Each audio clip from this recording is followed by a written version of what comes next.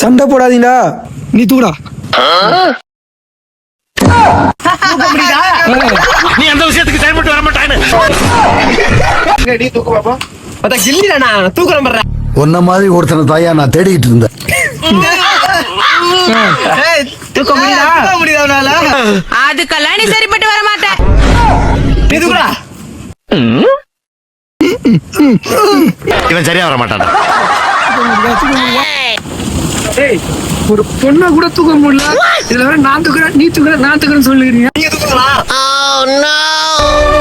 டேய் நான் பாஸ்டா. Sorry boss.